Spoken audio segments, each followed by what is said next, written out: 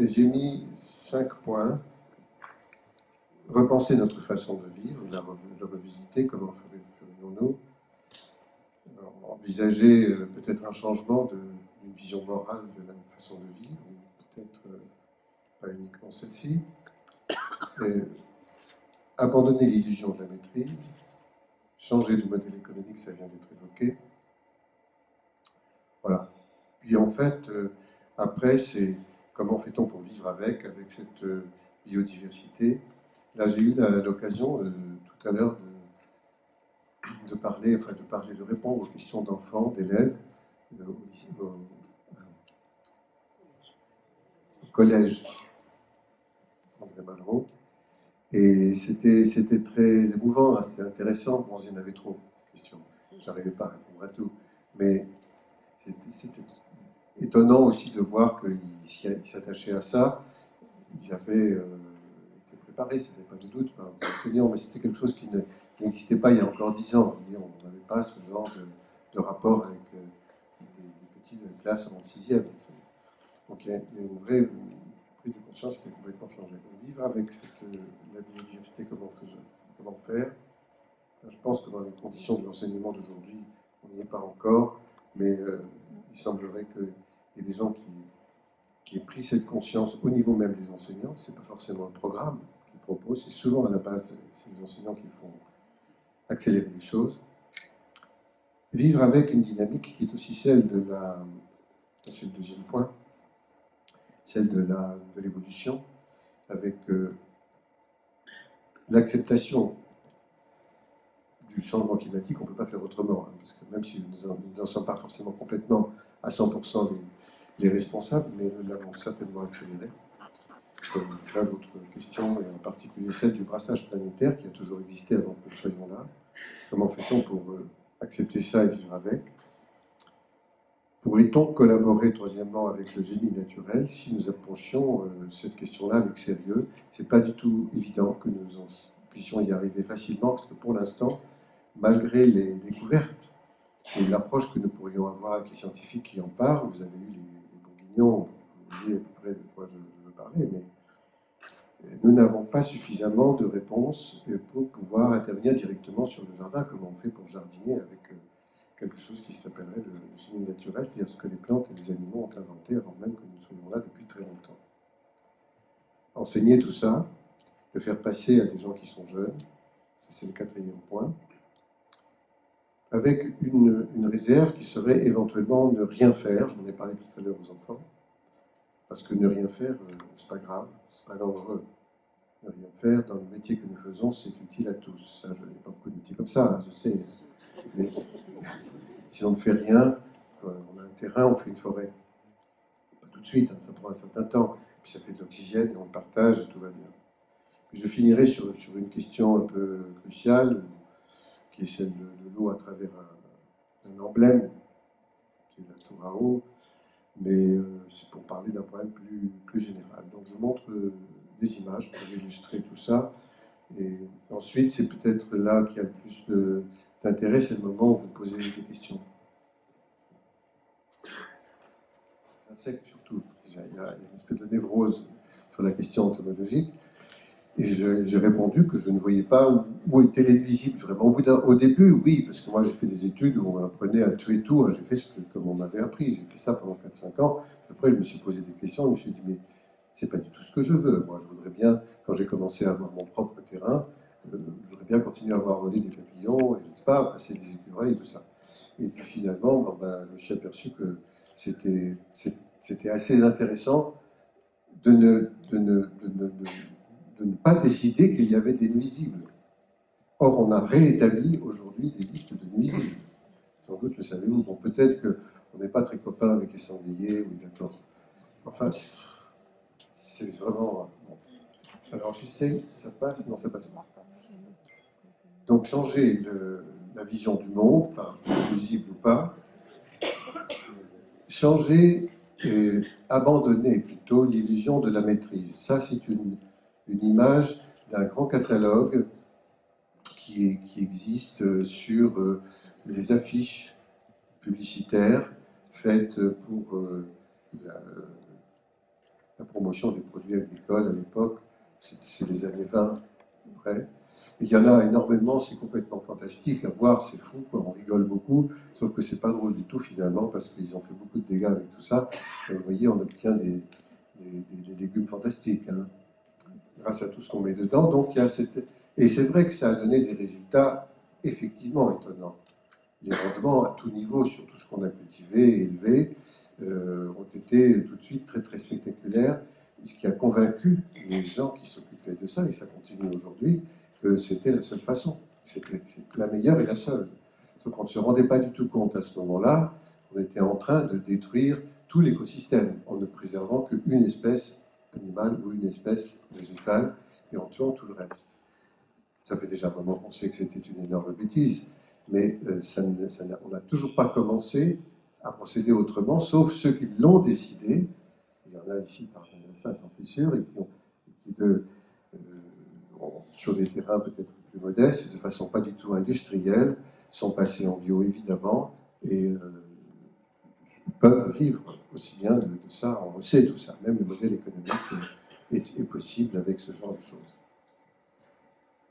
Donc l'illusion de la maîtrise, mais aussi d'un modèle culturel qui va avec. Vous voyez, ça c'est bizarre, hein, c'est pris à Abidjan, il y a 3-4 ans que j'étais allé là-bas. Cette espèce de modèle qui fait qu'on doit faire du gazon bien propre, impeccable, parfait.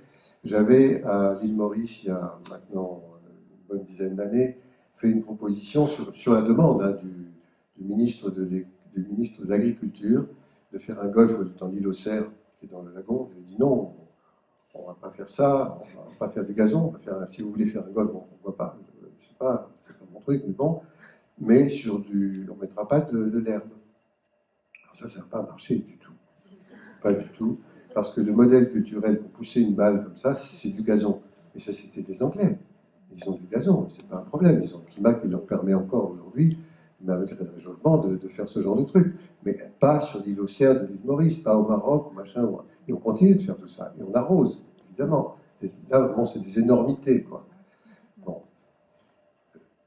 Voilà. Et puis, ça, c'est aussi une autre façon de dire qu'on maîtrise, sauf que le résultat n'est pas terrible. Et ça, voilà. Bon. C'était donc l'illusion de la maîtrise. Je ne vais pas repasser sur les images précédentes, mais enfin, c'est vous dire que ça n'a pas d'importance si on met un arbre trop grand, pas calibré sur l'avenue, on le taillera, on sait le faire et tout ça. Enfin, pourquoi on ne choisirait pas une espèce qui n'aurait pas besoin d'être taillée? Ça simplifierait beaucoup la vie. Un arbre n'a jamais besoin d'être taillé. Ça lui fait plutôt souffrir. Et enfin, abandonner complètement, et ça c'est la chose la plus dure, le modèle économique dans lequel nous sommes, où tout est marchandisé. Il y a un greenwashing énorme en ce moment, depuis déjà pas mal de temps, mais ça prend des proportions considérables, et on finit par tout devoir mettre sur le marché, par tout payer tout ce qui est mis sur le marché, qui n'aurait aucune espèce de raison de l'être. Je ne sais pas si vous vous rappelez de la loi d'orientation agricole de 2006, qui interdisait les PNPP. Ça vous dit rien? PNPP, c'est un joli terme. Produits naturels peu préoccupants. Sans doute que ça préoccupe quelqu'un, mais enfin, c'est ce que vous pouvez faire gratuitement. Alors, effectivement, on peut faire gratuitement plein de choses. Hein. On peut aller ramasser des plantes qu'on va manger. Faut bien les choisir, ça c'est sûr. Hein. On peut faire son purin d'ortie, c'était ça les PNPP, c'est ce genre de truc qui va renforcer l'immunité des plantes, qui va apporter de l'engrais, de la nourriture, etc. Bon, mais ce n'est pas du tout ce que le marché désire. Il faut que nous soyons des consommateurs et de plus en plus des consommateurs. Or, ça n'a aucun sens dans la mécanique de protection de la vie, la diversité, mais ça veut dire la vie pour nous dans le futur, ça ne marche pas. On est en train de simplement détruire ce qui nous permet de continuer à vivre. Les billets de banque, là, on ne les mange pas. Hein. Ce qui arrive en bas, là, ça ne se mange pas, ça. Voilà, donc je commence par ça c'est juste un point virgule, je vous le disais, par l'approche que l'on pourrait avoir du monde animal. Il est sûr que pour l'enseigner aux enfants, c'est plus facile d'avoir des animaux séduisants. Et ça, c'était au bord du lac Léman il n'y a pas très longtemps. Et lui, le petit, là, il il veut parler au canard aussi, et tout ça, c'est bien, il faut commencer comme ça, bien sûr. Quand il s'agit du monde des insectes, c'est plus dur. Et moi, j'avais mis un peu de plateforme dans le champ, ce qu'on appelle le champ, qui est un peu plus loin que le jardin de chez moi, mais qui est une grande prairie où j'ai fait un semis il y a extrêmement longtemps maintenant, et qui est fauché une seule fois par an, mais il y a beaucoup d'insectes. Enfin, j'ai vu aussi des moments où il y a des insectes qui ont disparu parce qu'on a fait tout à coup une culture de maïs à côté, il y a eu des chocs, si vous voulez. Mais en gros, il y en a quand même beaucoup. Et installé là, avec des jumelles, j'arrive à... Genre aussi, hein, bon, d'accord, mais j'arrive à voir une certaine diversité. Mais encore faut-il la faire accepter. Ça, vous voyez, donc c'est une vision de cette prairie fleurie dans une phase printanière où il y a encore des digitales et plein d'autres plantes qui fleurissent, des lichnis. Et puis petit à petit, l'approche d'espèces avec, vous le voyez là, une chenille par exemple. Si je montrais ça, je n'avais pas montré les photos aux enfants tout à l'heure, mais ils préfèrent voir le canard et pas la chenille, parce que la chenille, on leur a dit c'est dangereux, nanana, il faut les tuer, ils écrasent et tout.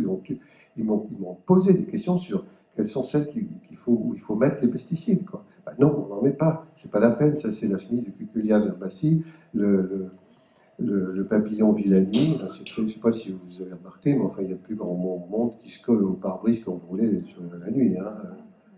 On a quand même fait énormément de dégâts, on en est à 67% des espèces d'insectes qui ont disparu. Donc le BABA pour moi, ce serait de commencer à faire entrer le monde petit, peut-être, mais nous aussi, finalement, dans ce système qui est l'écosystème, par ce monde-là sur lequel on a eu des regards extrêmement négatifs et que l'on a toujours combattu. Mais aveuglément, sans se rendre compte des bêtises qu'on faisait. Ça fait de mal à personne, hein, cette chenille-là. Elle régule la population des molènes, hein, c'est tout. Hein. Et puis ça fait un papillon de nuit, et voilà. Donc moi, je sais comment la gérer, sauf que je vois de moins en moins, malheureusement, de chenilles. Celle-ci, par exemple, que j'avais trouvée très intéressante à cause de son habit, comme ça, rayé et tout, elle est fabriquée pour faire peur aux oiseaux. Parce qu'elle est poison pour les oiseaux, et les oiseaux le savent. Et quand elle est là, elle régule la population de la plante sur laquelle elle se trouve, qui est cette sonde Jacob. Et le papillon qui en sort, et la goutte de sang, quand vous voyez ça, vous dites, bon, j'ai pas envie de ne plus le voir, c'est très très beau, c'est un papillon tout rouge, comme ça, qui vole. Et puis, il agit sur la régulation de la population de la plante, qui sinon deviendrait, pas invasive, c'est pas un mot que j'aime beaucoup, mais trop présente. Et voilà, la goutte de sang. Donc tout ça, on essaie de l'apprendre quand on le peut, mais encore faut-il l'avoir sous les yeux, pour que ce soit démonstratif. Voilà. Puis ça, c'est quelque chose qui, moi, m'intéresse, c'est une chenille d'un papillon qui est le macaron, mais il se trouve qu'elle est installée sur une plante qui est une rutacée, qui n'a absolument rien à voir avec les plantes habituelles sur lesquelles se trouve cette chenille. On a aussi ces décalages, ces variations-là. On voit arriver, moi je suis dans la Creuse des menthes religieuses, c'est un petit changement climatique. Il y a des plantes exotiques comme le Choisy alternata qu'on appelle l'oranger du Mexique, qui est aussi une rutacée sur laquelle cette chenille arrive à s'installer, sans doute parce qu'il y a des convergences de parfums et de goût avec la plante qui est normalement celle sur laquelle vit cette chenille, qui est le fenouil. Et le fenouil, la carotte sauvage. Et donc c'est intéressant aussi de voir qu'il y a des choses qui peuvent évoluer, des plantes qui remplacent d'autres, etc. Le voilà, ça c'est le flambé, ça. Celui-là, il y a d'autres. Voilà, bon, je vous passe tout ça, mais c'est peut-être pas la peine On pourrait rester très longtemps là-dessus.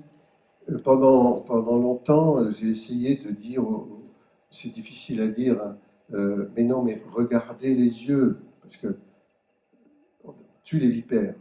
Non, vous avez tué une couleuvre. Puis de toute façon, il n'y aurait pas besoin de tuer la vipère non plus. Pourquoi on fait ça? C'est dangereux. Oui, mais c'est dangereux que si on met le pied dessus, vous avez qu'à regarder vous marchez, quoi.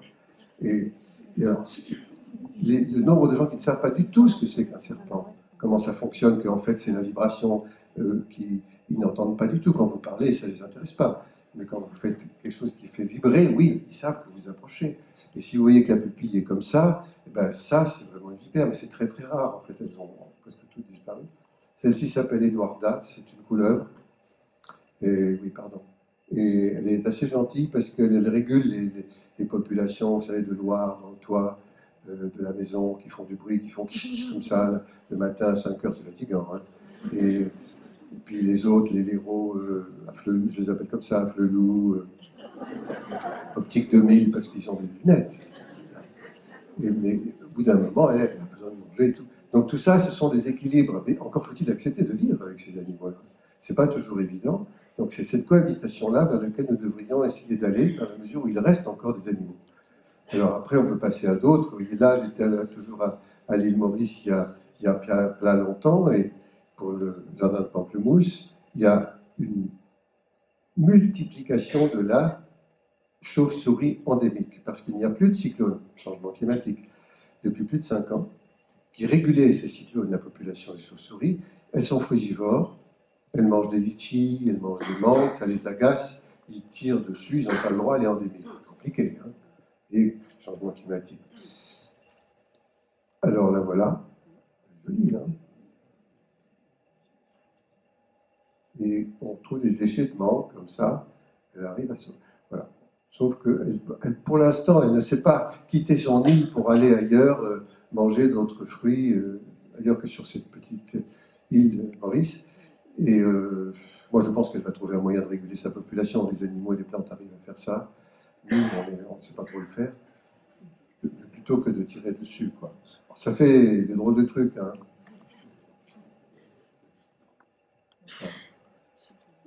Alors, oui, toute la question animale, j'ai toute une série sur les chiens libres, mais là aussi, on se comporte de façon assez étrange avec des animaux qui sont pourtant proches de nous. On les met en laisse, on leur met des museaux, enfin, on fait des bons.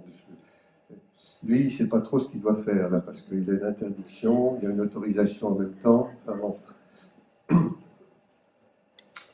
Je me suis intéressé à ça parce que cette relation est une des seules qui fonctionne quand même assez bien partout dans le monde. Il y en a partout dans le monde, y compris et surtout chez des populations qui sont plutôt une relation animiste.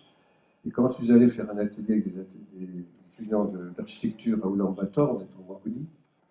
En Mongolie, c'était en septembre, il y a 3 ans, et on nous dit qu'il y a eu une réunion entre des gens d'Occident et de l'Orient, je ne sais plus officiel, je ne sais plus laquelle exactement, qui s'est passée justement là, en juillet dernier, et qu'il fallait faire la ville propre.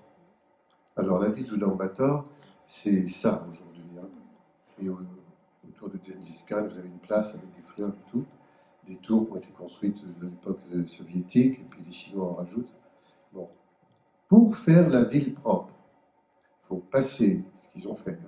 Hein. Les bordures de trottoir en jaune et en blanc, tuer tous les chiens et mettre des pétunias. Je ne sais pas, mais c'est-à-dire qu'on leur a, c'est un modèle occidental complètement dépassé chez nous, mais pourquoi leur a-t-on importé? C'était il y a 3 ans. Hein. Qu'est-ce que ça veut dire que de continuer à vouloir vivre avec ces idées qui n'ont absolument rien à voir avec, même chez nous, ça ne veut plus rien dire. Et on leur impose ça alors que eux, ils vivent avec les animaux, justement, et les chiens en particulier, bien sûr. Donc j'en ai vu encore un ou deux de libres, là, à l'époque. Et puis sinon, on les voyait plutôt en cadavre, dans leurs cimetières, qui sont des cimetières pour les humains aussi. Hein. Mais on n'avait pas du tout tenu compte de leur modèle culturel à eux. Ça veut dire que dans l'histoire même de la diversité dont nous parlons, qui est biologique, il y a aussi une diversité culturelle, c'est-à-dire une diversité de façon de voir le monde. On devrait aussi comprendre, essayer de comprendre ce que ça veut dire. Alors, peut-on vivre, là c'était le chien, ça va encore, hein, nous on vit plutôt pas mal avec eux, avec la taupe. Alors là, enfin, moi je vous montre, hein, vous avez la taupinière là, elle est là, ça ne marche pas non plus, ça fait rien. Et puis, non mais c'est bien, pas grave. Dans les taupinières, je donne des coups de pied. Alors ça, voilà. Après, l'année d'après, quelquefois même quelques mois plus tard, pas longtemps, arrive une plante qui sont généralement des plantes qui ne vivent que quand le sol est retourné. Ce sont les rudérales, ce sont des plantes annuelles, ce sont des plantes qu'on qu'on appelait les massicoles aussi autrefois, qui poussaient dans les terres pour tourner des moissons. Mais une terre des moissons aujourd'hui, vous retournez si vous voulez, d'accord, pour semer, ouais, il n'y a rien qui pousse, hein, sauf ce que vous semez vous. C'est-à-dire qu'elles sont complètement stérilisées, ce sont des substrats, mais il n'y a plus la diversité des messicoles qu'il y avait autrefois. Les miels, les nigelles, les bleuets, vous ne trouvez plus ça. Un peu les coquelicots qui sont restés, qu'on retrouve, c'est tout. Donc vous avez, grâce à la taupe, qui fait que ça lève, lève la dormance, cette terre, cette action lève la dormance des graines qui étaient plus ou moins enfouies, qui ne germeront pas dans l'herbe à côté, elles germent là. Il avait son fusil. Salle rez-de-chaussée ouverte, fenêtre, comme ça, il était presque midi, il me dit, ouais, de toute façon, elle arrive à 7h, à midi, à 5h. Enfin, il était très énervé. Et il avait raison. À midi, au bout de la petite pelouse, là, on a vu la taupinière. Il a tiré forcément à l'intérieur même de la pièce, je ne vous dis pas le bruit. Je l'ai encore dans les oreilles, je dis, on ne peut pas jardiner comme ça. C'est pas possible. Et ça a été décisif, si vous voulez. Moi, quand j'ai un peu plus tard pu acheter un bout de terrain, je me dis, mais je fais quoi avec tout ça? Pourquoi je voudrais les voir, ces animaux, finalement, continuer d'exister? La taupe, on ne la voit pas beaucoup. Mais bon, et j'ai mis un certain temps à comprendre quel était son rôle et son utilité. Donc j'ai expliqué ça aux gens de Lausanne qui ont dit OK, et on a fait un machin pas très joli d'ailleurs, mais ça fait rien. Le gnomon là, il n'est pas dans le bon sens, ça fait rien. Voilà les trois rochers sont les 3 heures que m'avait indiqué voilà. On avait fait une espèce de vague dessin qui montre la diversité de ces plantes à cycle court ici, qu'on a dû acheter les semences pour les faire pousser, c'est vraiment c'est pas très original. Hein. Ce qui est important, c'est ça. Alors, malheureusement, il a fallu qu'on mette une boule parce qu'il y avait des enfants que peut-être ils pouvaient se blesser. Et la photo est prise à un moment où tout est fané.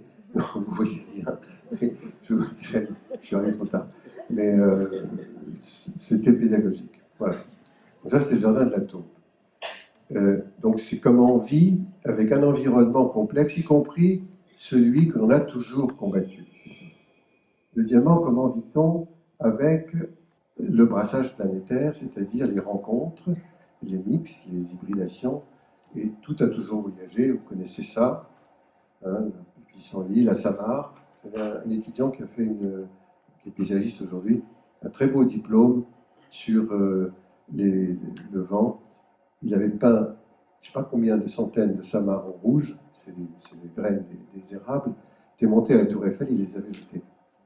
Alors après, il a essayé de les ramasser, ça c'était pas facile.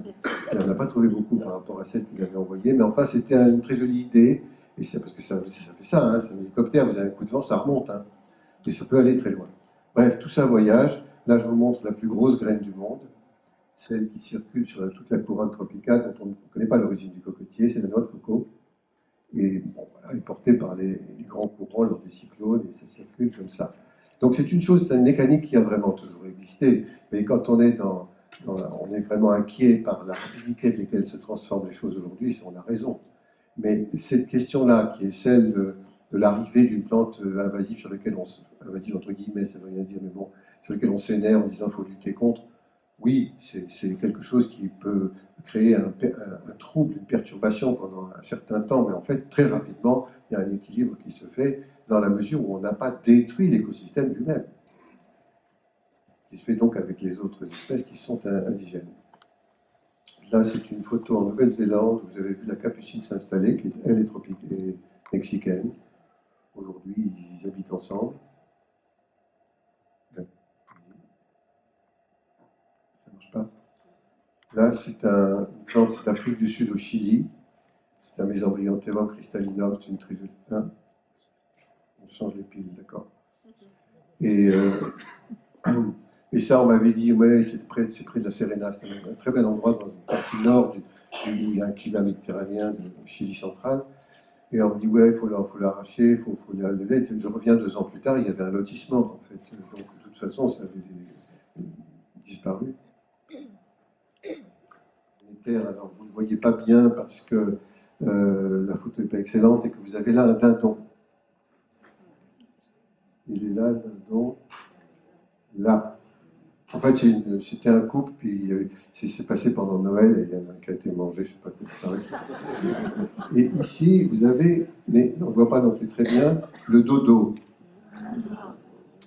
Alors, ça, le dodo, c'est cet oiseau qui a disparu, l'île Maurice. Or, si je mettais cette illustration-là, c'est une scénographie faite dans cette exposition, c'était en l'an 2000, c'était pour illustrer un côté plutôt, pas complètement positif totalement, mais quand même, du brassage planétaire. Là, c'était un biologiste qui se dit, le tambalacoque est un arbre qui fait une graine, qui a un fruit avec des graines dedans, qui est un peu gros comme une noix, et puis qui avait plein de graines et tout, mais jamais pas, ça ne se passait pas du tout. Alors il a eu l'idée que ça pouvait être dû à la disparition du dodo, qui a disparu des dizaines d'années auparavant, bien sûr, hein. Et il a fait venir un oiseau, qui est le dindon, qui a un œsophage un peu gros, suffisamment gros pour que ce fruit puisse passer là, dans son estomac. Et c'est le passage et le contact avec le sucre gastrique qui a levé la dormance des graines, et c'est effectivement, il avait raison, c'est ce qui s'est passé. Donc, vous savez, ça se passe chez nous, et donc 90% de résultats, le tambalacoque, cet arbre a été sauvé par le dindon qui est d'origine américaine. Chez nous, les meurises, hein, c'est ça, si ça ne passe pas dans le tube digestif d'un oiseau, ne germe pas, hein, les petits noyaux, parce que personne n'en veut de ça. C'est la graine, c'est très important, ça ne se mange pas, ils mangent la pulpe, ils le rejettent, mais ça a été attaqué et ça peut germer. Et il y a comme ça un très grand nombre de plantes qui ont voyagé avec les oiseaux. Et on attribue la forêt de chênes aujourd'hui. Je pense à ça parce que c'est drôle, parce que j'ai mangé du chêne hier, enfin du blanc, des blancs cuits. Quelqu'un qui avait importé ça chez l'ami chez qui je suis allé à Montbras-les-Bains, il a fait un machin sucré avec du. Moi, je n'avais jamais mangé de blanc, hein, cuit, il paraît que ça se mangeait beaucoup avant. Bon. Donc j'ai fait comme le jet. Et on attribue l'apparition, l'arrivée des chênes chez nous, c'est-à-dire dans la position, voilà, du continent européen, la France, disons, voilà, venus depuis le sud de la péninsule italienne, depuis le sud de la péninsule ibérique aussi, il y a plusieurs espèces, avec les oiseaux, notamment le jet. Bon. Ils perdent de temps en temps leurs graines, et ça monte, ça monte. Ça fait 10 000 ans. Avant, il n'y en avait pas. Et avant, il y avait autre chose. Il faut dire que c'était la fin de la dernière glaciation, donc il n'y avait forcément pas exactement les mêmes espèces. Tout ça évolue constamment. Donc on n'a pas d'arbre relique qui nous dirait qu'on est dans une série floristique immuable. Ça n'existe pas. Et ça, c'est aussi pour parler du tube digestif. C'est les araignées. Et on m'avait dit, moi, assez longtemps, que c'est entre Essaouira et Marrakech, que ils détruisaient, les chèvres détruisaient, mangeaient les fruits, que ça abîmait, on allait assister à la disparition des araignées, c'est tout le contraire. C'est qu'elles mangent, effectivement, elles mangent les olives, enfin une sorte de fruits de l'araignée, d'accord. Et puis elles les rejettent, et c'est le soir, dans les enclos où elles sont enfermées, qu'on va ramasser dans les crottes de bique, hein, donc, les graines qui restent de l'araignée pour les faire germer, sinon elles ne germent pas. Ça, c'est pour la reproduction de l'arbre. Donc c'est plutôt un animal qui est en collaboration avec la plante. Ça, c'est une photo prise dans le jardin botanique de Nantes, où on voit des sarracénias, qui sont des plantes carnivores américaines qui vivent dans des marais. Et on s'est aperçu, il n'y a pas très longtemps, que le frelon asiatique était attiré par cette plante-là et digéré, mais pas le frelon de chez nous. C'est un peu bizarre d'imaginer une plante carnivore, une plante américaine qui vient réguler la population d'un insecte asiatique en Europe. Là, on est dans le brassage planétaire à fond, hein, on ne peut pas dire le contraire. Hein. Voilà, puis chez moi, j'ai des lézards comme ça qui viennent très attirés par cette plante qui est exotique aussi, l'incléum, parce que dessus, il y a beaucoup d'insectes et qu'eux, ils sont insectivores. Alors là-dessus, brassage planétaire, je pourrais en dire parler très lentement. J'ai combien de temps? Il reste. Il est parti. Hein? Il reste 5 minutes. À 20 minutes. D'accord. Alors, ça, c'est la berge du Caucase. qui est une plante que tout le monde déteste, paraît-il, enfin pas moi, parce qu'elle est envahissante. Ça, c'est vrai qu'elle peut se multiplier assez vite quand le terrain lui plaît, elle va pas partout. Et elle est photosensibilisante, quand on la touche, elle vous brûle, mais elle est arrivée du Caucase comme ça, par les humains, ça pour le coup, elle n'est pas venue toute seule. Et ensuite, elle s'est multipliée, elle s'est installée dans tous les endroits où elle peut vivre. Écosystème émergent, ça s'appelle ça. Okay, moi, ça me va très bien, mais j'ai voulu la jardiner pour qu'elle ne se multiplie pas trop. C'est-à-dire qu'au moment où elle fait ses graines, qui sont très, très nombreuses, le pied va mourir, puisque c'est une plante qui est comme ça, c'est une thérophyte, c'est une plante à cycle. Elle meurt après avoir fait les graines, comme toutes les annuelles, les bisannuelles, mais elle va se ressemer, ailleurs il va y en avoir beaucoup. Alors j'évite que les graines ne soient mûres, et avant je coupe la hampe florale, et je la mets au compost, et ça ne germe pas, ça ne se multiplie pas, mais cette plante se dit qu'elle n'a pas fini son boulot, parce qu'il faut qu'elle se reproduise pour survivre. Donc elle repart du pied comme si elle était une plante vivace. Elle change de type biologique, ce qui est assez étonnant, je ne m'attendais pas à ça. Et au bout d'un moment, ça a duré plus d'une dizaine d'années cette expérience, elle se fatigue, elle n'est pas faite pour ça, et elle disparaît. Alors là, je n'ai pas voulu, donc depuis maintenant 6 ans, je jardine autrement, je la laisse regrainer à nouveau. Donc ça, ce sont des choses dont je vous parle, qui sont, c'est du jardinage direct, vous voyez. C'est pas du tout des choses qu'on nous a appris, puisqu'on nous a jamais rien appris là-dessus. Hein. Nous, on nous dit, il faut l'enlever, c'est une plante invasive, il faut la tuer, etc. Mais attends, elle attire un monde fou d'insectes, elle est une merveille, elle est belle comme tout. Bon. Ça, c'est... On pourrait dire la même chose de toutes les plantes aussi qui sont vivrières. J'ai pas dans cette question-là, on n'a pas du tout le temps ce soir. Un des exemples sur la question du brassage planétaire voulu et quand même surveillé, c'est celui du jardin du domaine du Rayol qui est sur la côte du Var. Ici, à propos du climat méditerranéen, alors le climat méditerranéen, il est cette couleur-là dans l'hémisphère nord, ici, vous voyez, comme surface, c'est pas beaucoup. Hein. Ça, c'est le continent théorique, c'est-à-dire l'ensemble des masses continentales résumées en une seule figure. Et on est allé là-bas, enfin, j'y suis allé avec des jardiniers, on a fait ça pour nous, quoi, hein, pas pour voyager, disons, comme des naturalistes. Et on a rapporté pas mal d'espèces pour surveiller. Le lieu est comme ça, c'est pas mal. Hein. Là, on se bagarre en ce moment, c'est pas facile pour essayer d'obtenir l'autorisation d'avoir du solaire sur les toits. Tout le monde n'est pas d'accord. Hein.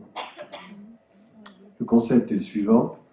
La Méditerranée, ici, c'est quelque chose qu'on abordera peut-être dans la table ronde, je ne sais pas.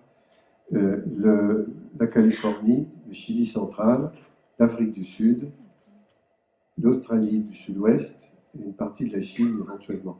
Ça, c'est ces plantes de ces régions, identifiant des paysages de ces régions qui sont mises dans le jardin.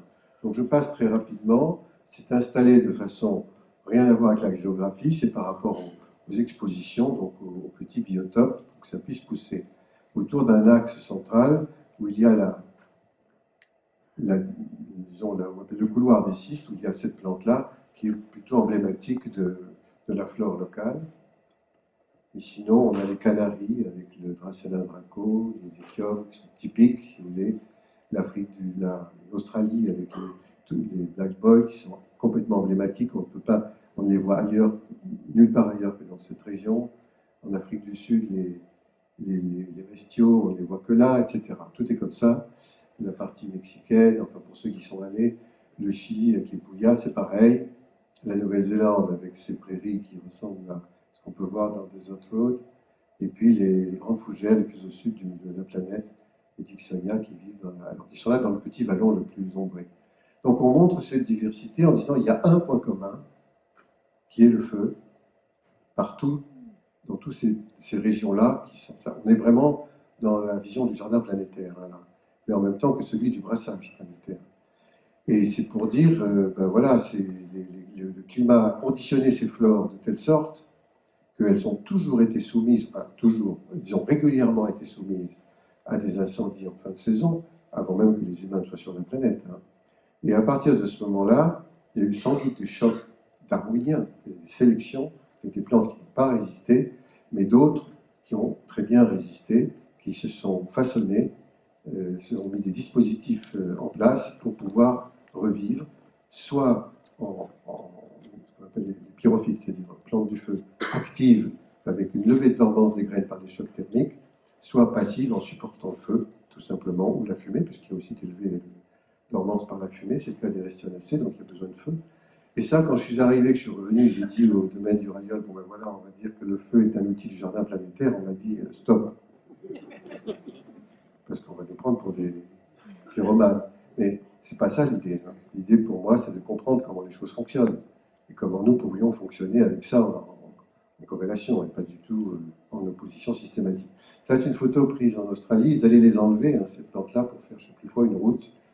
Et vous voyez tout ce qui a été brûlé, les troncs qui sont des espèces de stips, c'est des faux troncs. Et vous avez des feuilles qui repoussent parce que la plante, comme le chêne-liège chez nous, réagit très bien. C'est ça les pyrophytes passives. Donc c'était pour parler de ça.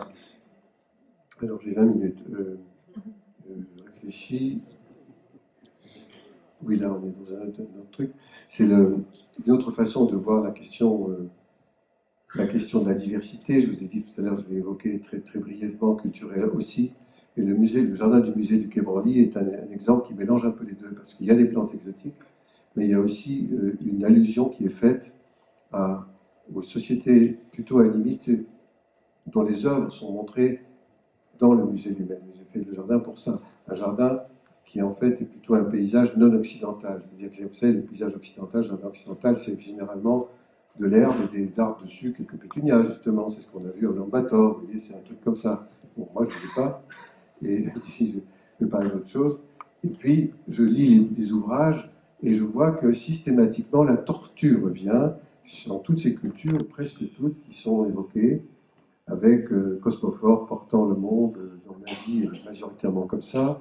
Il est un siège sur lequel les Dogons viennent s'asseoir quand on est en Afrique, pour les coupables. La forme des campements chez les Amérindiens, certains d'entre eux, puis la queue de la tortue, elle indique là où se trouve la rivière. Enfin, il y a des choses qui sont vraiment intéressantes, assez émouvantes et curieuses du fait que tout le monde se réfère à cet animal, parce que probablement il vit tellement vieux, il vit plus de 200 ans. Enfin, c'est vrai que c'est étonnant.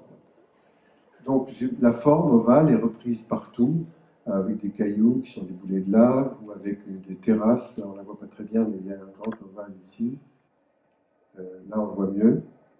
C'est la terrasse du Sandy, avec des écailles.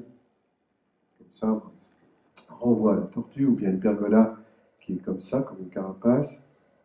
Et ainsi de suite.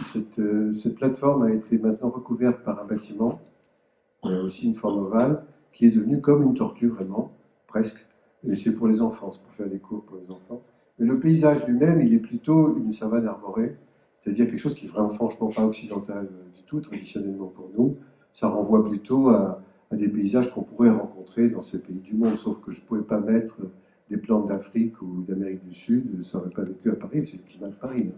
L'idée étant de s'en occuper sans que ça coûte. Des prêles qui sont, et puis voilà, bon, là, vous voyez des miscanthus en plein hiver.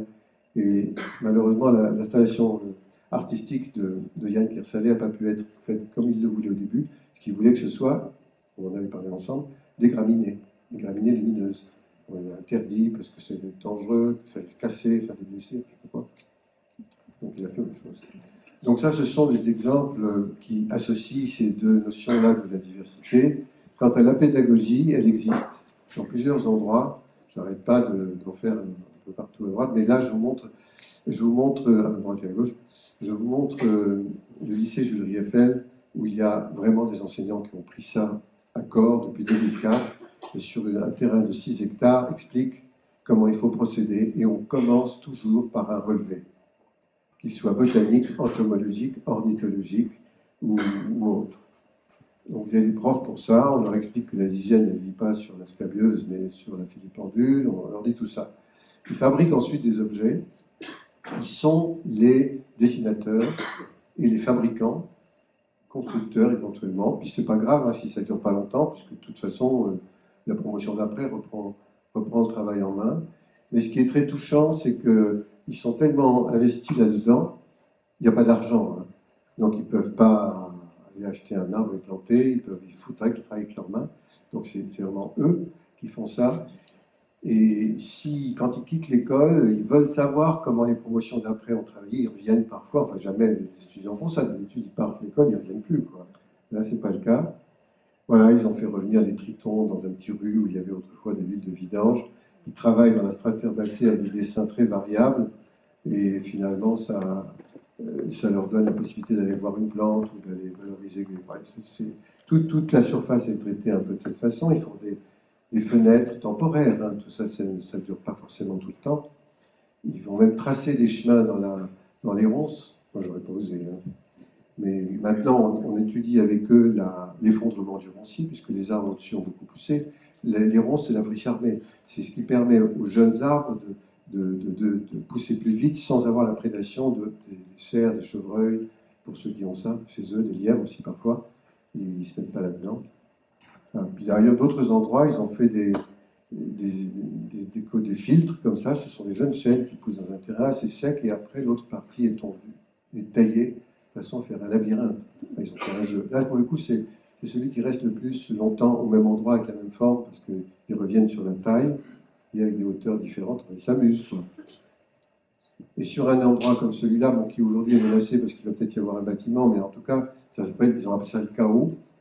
Là, ils ont des plantes que vous n'avez pas ici, c'est des Ulex europaeus, c'est des agences et épineux, tout le monde déteste ça. On leur dit, vous faites avec, hein. Vous faites avec, y compris des choses pareilles. Ils ont bien fait avec les ronces, hein. Pourquoi pas avec ça? Eh bien oui, ils ont fait, et c'est devenu presque le clou, hein. Ils ont fait des tailles en nuages, ils ont fait des choses comme ça. Et ils repèrent aussi les insectes et les maladies qui vont là-dessus. Dans le même ordre d'idée, il y a, là ils font avec ce qu'il y a, on n'apporte rien, donc on est dans une économie de la dépense, hein, on ne fait que du travail manuel. Mais il y a aussi ne rien faire du tout, j'évoquais la question tout à l'heure déjà, et la carrière Meuse-Misérie qui est à Nantes est un lieu où on pourrait dire, eh bien voilà, le jardin, il est tout fait, le voilà. Avec en plus quelques allées qui sont déjà cimentées, c'était les anciennes usines qui ont disparu, il n'y a plus que le sol, et il y a des possibilités de se balader là-dedans, enfin, il y a des grandes falaises, c'est une scénographie hallucinante qu'aucun paysagiste n'aurait les moyens de créer. Voilà ce que ça vous donne comme aplomb. Et le comportement, parce qu'il y a une diversité comportementale fantastique. Je ne sais pas si vous avez vu, il y a un dernier numéro de la Hulotte, c'est ça, sur le lierre, très très intéressant, hein, où ils disent bien l'intérêt du lierre et le fait qu'on peut avoir un miel tardif. Bon. Et là, vous avez une espèce d'immense cascade de lierre pur. Alors là, étant donné qu'ils ne savent plus quoi faire avec ça, ils ont rajouté une fausse cascade en eau. Je ne comprends pas qu'ils aient fait ça, mais c'est pas grave. Parce qu'on l'a la cascade, on n'a pas besoin d'en rajouter.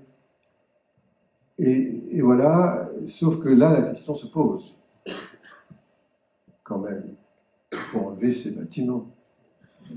C'est ça, c'est hideux. Ça bouche la vue sur la Loire. Tout le propos maintenant est de retrouver la bord de la rivière et la vue. Et en plus, il ne sert à rien. Il y a un silo à voiture à droite et l'autre au milieu, le bleu. Là. Bon. Donc je dis on enlève, on dit c'est impossible. Parce que moi, j'avais fait juste une esquisse, hein, je n'ai pas fait le projet final, mais c'était une proposition. C'est impossible parce que Henbick est celui qui a inventé, M. Henbick, le béton armé, et alors ce bâtiment, c'est un des premiers, etc. C'est pas grave, ça. On en garde un petit bout comme ça, puis on montre comment c'est fait, puis on montre. Pour l'instant, il est toujours là. Je n'ai pas réussi. Mais je pense que quand même, un jour ou l'autre, ils vont arriver à l'enlever parce que c'est complètement idiot. Voilà. Donc le projet, on ne voit rien, mais c'est pas grave. Le voilà réduit à un petit carré. Il y a une grande esplanade qui va jusqu'à la Loire, dans l'esquisse, et pour dire, ben, elle s'appelle Henbick. C'est l'honneur qu'on fait à M. Henbick.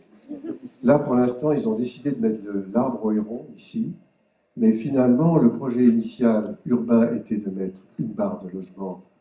Bon, il faut des logements, d'accord, mais c'est très très dommage. On est dans la tête du parcours de la biodiversité sur la ville de Nantes. Et on a tout prêt, quoi. Tout, c'est un cadeau. On ne pourrait pas faire cette scénographie que vous avez vue, là, avec les pierres et les vallées. On ne peut pas le faire, nous, on n'a pas les moyens de ça. Et elle est là. Donc c'est idiot de la détruire. Hein. Bon, pour l'instant, ça a l'air sauvegardé. Donc ne rien faire. Ne rien faire ici, c'était sur 2500 mètres carrés, la petite colline du parc Matisse, où j'avais fait les parois. Ça, par contre, c'était construit. C'est les murs pour qu'on on a enlevé le reste de la colline. Et en haut, c'est la nature qui a tout fait. Et ça n'a pas été accepté facilement du tout. Hein. C'est très difficile de faire accepter ça. parce que les gens qui habitent là, il ne devait pas y avoir d'immeubles, ils sont arrivés tout d'un coup, ces immeubles-là. Ils se sont plaints en disant, mais non, ça c'est une friche, c'est pas beau, nanana. Et la ville a dit, bon, ben, on va détruire, puis c'était trop cher pour détruire. On va cacher. Ils ont planté des arbres là, c'est idiot. Hein. Parce que l'idée c'est de socler, et de faire comme si ça c'est un bijou. On vous dit ça c'est un bijou. On fait rien, on n'y va pas. On y va avec des échelles de temps en temps pour faire des relevés entomologiques, etc. Mais botanique évidemment bien sûr, et ornithologue aussi. Mais on y trouve, bon, j'y suis allé, hein, on y trouve des ballons de foot, on trouve des trucs comme ça. Mais le reste, c'est 8 hectares qui sont complètement accessibles. Et un autre endroit sur le toit de la base sous-marine où on fait ça aussi, là, on est sur un sol caillouteux, il n'y a rien. Il y a un prof de bota qui vient avec les classes du lycée Jules Eiffel, d'ailleurs, 3 fois par an, relever la série des plantes qui viennent, où il voit les pionnières, les annuelles, les bisannuelles, les vivaces qui s'installent, puis les arbustes. Et ça, c'est hyper pédagogique. Il se passe la main comme ça aussi d'une promotion à l'autre. Alors, je finis. Je suis dans les temps, là? Ça va? Non. Je suis galope, hein. Je finis sur quelque chose qui fait, c'est l'eau, sans quoi rien ne se passerait. Nous sommes dans l'eau, vous savez peut-être. Ah, c'est bien. Voilà. Alors ça, je mets un peu d'eau là. Je fais comme ça. Et puis je vais faire semblant de boire, mais je vais peut-être même boire un peu.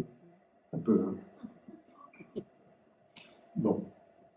Je viens de boire de l'eau qui a déjà été bue par des plantes, des animaux et des humains. Plusieurs fois. Il y a un grand silence, alors je vais dire. On dit ça, ça fait peur. Hein. On dit, mais oui, mais l'eau est partout, et on ne peut pas vivre sans. On l'évacue, on transpire, on fait pipi, vraiment voilà. Ça va dans le ruisseau, la rivière, l'océan, ça s'évapore, ça fait des nuages, il pleut, on ne sait pas d'où vient la pluie, parce que de toute façon, les courants changent, surtout maintenant. La pluie tombe sur la tête des pauvres et des riches. C'est vraiment notre condition de partage, mais surtout qu'on ne peut pas s'en passer. On ne peut pas vivre sans ça. Ça devient un problème un peu crucial, vous le savez, sur la planète, parce que même si la quantité d'eau est toujours la même, elle n'est pas toujours sous les mêmes conditions. Il y a moins de neige et moins de glace, il y a plus de volume marin et salé, il y en a moins d'accessibles dans des pays qui sont déjà secs et qui se sèchent encore plus. Enfin bref, les migrations sont beaucoup dues à ces questions de la répartition tout à fait inégale de l'eau accessible et potable, et buvable et de bonne qualité sur la planète. En 2009, je monte sur le mont Jabiedjon pour une analyse paysagère, et c'était 2 mois et demi après une période de sécheresse terrible. Et tout était un peu grillé, comme ça, marron, même les chênes verts avaient des feuilles grillées, bon d'accord. Arrivé presque en haut, je montais comme ça, vous voyez, c'était octobre, bon, je vois presque en haut, et là je vous le dis, il faut que vous me croyez évidemment, parce que ça ne se voit pas, une goutte d'eau qui tombe, comme ça, tchou, tchou. C'est pas possible. Il n'a pas plu, tout le monde se plaint, comment ça marche, quoi. Je suis venu revoir, si par hasard un touriste n'avait pas oublié sa bouteille thermos ou je ne sais pas quoi. Non, non, ça goûtait. Bon. Et donc j'analyse le mont Jabiedjon comme étant une tour à eau, c'est-à-dire un système qui capture l'humidité par la condensation, chose que je connaissais déjà à travers des expériences que j'avais vues par film sur des jardiniers des nuages dans le désert d'Atacama à Chubungo, au Chili, où ils tendaient des tissus verticaux avec des mailles. Bon. Mais ça, ce n'est pas le cas. Mais enfin, je me dis, moi, j'avais entendu parler des tours à eau quand j'étais étudiant, des systèmes qui capturent l'humidité la nuit. Bon. Et je dis, dans ce cas-là, si c'est ça, la Loire, elle ne naît pas au pied du mont Jabiedjon, mais plutôt en haut. Et à ce moment-là, elle se redistribue vers la Méditerranée et vers l'Atlantique. Il faut faire la carte de France. Bon, j'en parle comme ça au mont Ardèche, Parc national du mont Ardèche, qui me dit « Ah ouais, c'est intéressant. » Et quelques années plus tard, il y a 3 ans, ils m'ont commandé une tour à eau. Là, j'étais embêté. Parce que je ne sais pas faire ça, moi. Je sais que ça existe, ça a existé il y a longtemps, dans les déserts, on nous en parlait. Quand j'étais allé en Mongolie, j'en ai cherché. Dans le désert de Gobi, on m'a dit, mais tu ne sais pas ce que c'est, d'accord. Il y en avait probablement plus dans les déserts comme le Sahara, etc. Mais enfin, bref, j'en ai jamais vu. Donc, à tout hasard, je fais un dessin Bon, ça c'est l'histoire de l'eau dont je vous parlais tout à l'heure, qui se recycle et qui se répartit. Excusez-moi. Voilà le dessin. Ben, vous ne voyez rien. Mais en gros, ça ressemble un peu à une espèce de truc de Montgerbier en plus pointu. Et puis il y a une fosse. Oui, je sais pas, les photos sont trop lumineuses, on voit rien. D'accord. Bon. Enfin, j'arrive avec ça à l'Institut physique de Paris et l'ingénieur qui s'occupe de ce genre de choses là-bas dit bon, ce ne sera pas très rentable, mais vous pouvez, ça peut marcher. Et d'ici, ça peut marcher, on le fait, parce que nous, les pierres, c'est de la phonolite. Hein. Vous savez, le Montgerbier de Jean, c'est la cheminée volcanique, le volcan a disparu. Mais cette espèce de basalte est très, très, très lisse, et là-dessus, la condensation et l'écoulement peuvent se faire facilement. C'est pour ça que j'avais disposé vous voyez, les phonolites comme une sorte d'ailette sur lesquelles l'eau peut se condenser et couler. Et donc, ça a été construit, effectivement, par une équipe de muraillers qui sont remarquables, hein, qui sont en Ardèche, et un des amis qui est en Bourgogne, qui est venu, qui lui est maçon murailler. Ils ont mis pas tout à fait un mois pour le faire, c'était allé très vite. Et un mois après, il n'y avait toujours pas plu, hein, il y avait la vase qui était pleine et potable. C'était évidemment analysé. Donc voilà, ça c'est la dernière image. Et c'est juste pour parler de cette possibilité qu'il y aurait non pas de se mettre complètement en autarcie, on n'y arrive pas forcément, mais d'utiliser ce qu'on a, et notamment l'eau pour faire vivre tout le reste, on ne peut vraiment pas faire autrement. D'accord, en Ardèche, à cet endroit-là, sur la ligne du partage des eaux, il n'y a pas de problème, hein, il pleut, mais ça pourrait s'arrêter aussi. Hein. Mais la condensation, elle existe la nuit, partout. De l'eau, il y en a partout dans l'air, même dans les déserts dans le Sahara, il y en a dans la salle ici. Hein, vous ne vous rendez pas compte, il y aurait des conditions de la condensation, on verrait une brume, évidemment. Donc on peut récupérer ça. J'ai travaillé sur l'île d'Aix, qui est entre Ré et Oléron.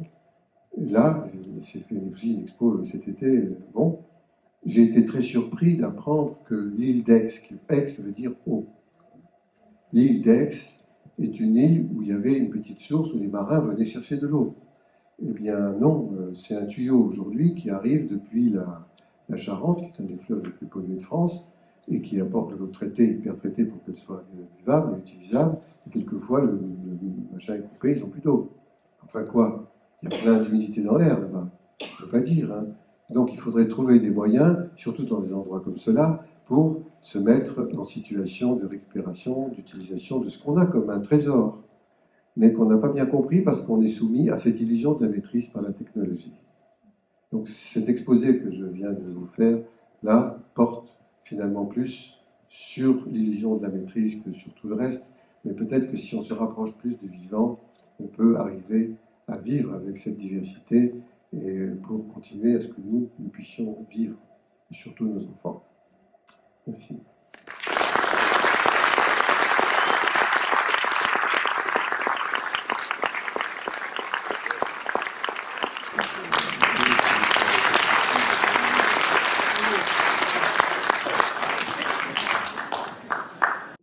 Pendant toute la durée de son exposé. Moi, il y a une question qui m'est venue. Est-ce que le paysage est nécessairement lié à la main de l'homme? Parce qu'on parle des champs, il y a de l'agriculture ce sont les humains. On a parlé de paysage urbain avec vos jardins, Monsieur Clément, qui sont liés aussi à la main de l'homme. Est-ce que la notion de paysage même est liée à l'homme? Je ne sais pas lequel d'entre vous veut répondre. Sébastien Georgis. Ah.